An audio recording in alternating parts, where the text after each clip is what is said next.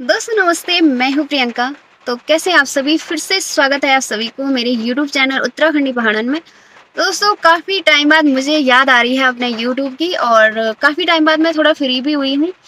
तो दोस्तों जैसे कि मैं आपको बता देती हूँ कि मैं थोड़ा थोड़ा सा लिखती हूँ, जो मेरे मन में आता है तो मैं लिख देती हूँ।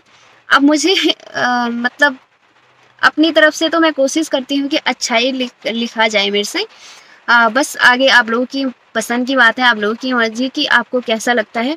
तो बहुत टाइम से मैं सोच रही थी कि मैं कुछ लिखूं, क्योंकि मेरा जो चैनल है वो बहुत टाइम से चल नहीं रहा था, क्योंकि मैंने उसमें वीडियोस डाली नहीं थी और मुझे टाइम भी नहीं मिलता है, मैं ज़्यादा फ्री भी नहीं रहती हूँ।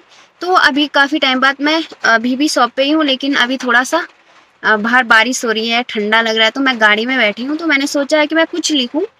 तो 1 घंटे में मैंने कुछ लिखा था, और वो मैंने एक छोटी सी कविता लिखी है।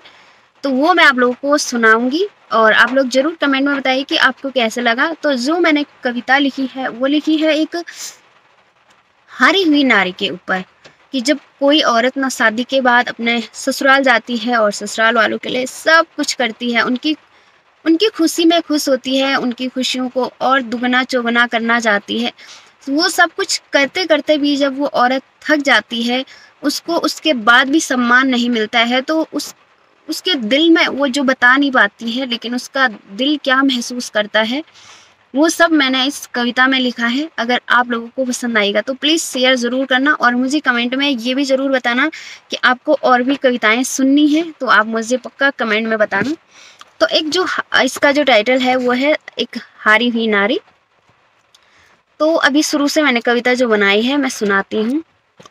कि वो हारी हुई नारी कहती है कि डोली में बिठा के जब पापा आपने मुझे विदा किया था, डोली में बिठा के जब पापा ने मुझे विदा किया था, भरी हुई नम आंखों से मुझे ये सिखाया था, भरी हुई नम आंखों से मुझे ये सिखाया था कि बेटा ससुराल ही अब घर है तुम्हारा, कि बेटा ससुराल ही अब घर है तुम्हारा, सास ससुर की सेवा करना फर्ज है तुम्हारा, सास ससुर की सेवा करना फर्ज है तुम्हारा। ये उस दिन की लाइन है जब एक बेटी की शादी होती है। तो शादी होने के बाद जब वो फर्स्ट बार ससुराल में जाती है, फिर लिखती है, ससुराल में आज पहला दिन था मेरा, ऐसा लगा कि जिंदगी में नया था सवेरा, पापा को दिए वचन और माँ के दिए हुए संस्कारों को कैसे भूल सकती थी मैं, औरों से पहले कैसे चैन की नींदें सो सकती थी मैं। यानी कि जब एक माँ पापा शादी से पहले अपनी बेटी को समझाते हैं, तो वही फर्ज वो अपने ससुराल में अदा करती हैं। फिर वो कहती हैं कि धीरे धीरे सबकी खुशियों में कहीं खो गई मैं, अपने हक की खुशियां न जाने कहाँ छोड़ गई मैं। अब तो याद मायके की भी मैंने कम कर दी थी, अब तो याद मायके की भी मैंने कम कर दी थी, क्योंकि परिवार की जिम्मेदारियां सर पर मैंने जो ले ली थी।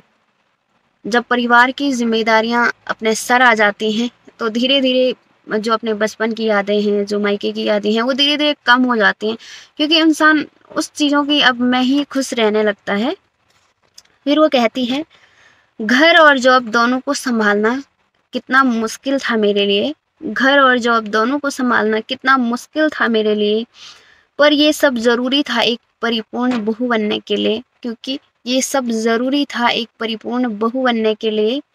बॉस के ताने भी झूठे थे मेरे लिए, बॉस के ताने भी झूठे थे मेरे लिए, क्योंकि मेरे परिवार से बढ़कर कुछ नहीं था मेरे लिए, क्योंकि मेरे परिवार से बढ़कर कुछ नहीं था मेरे लिए।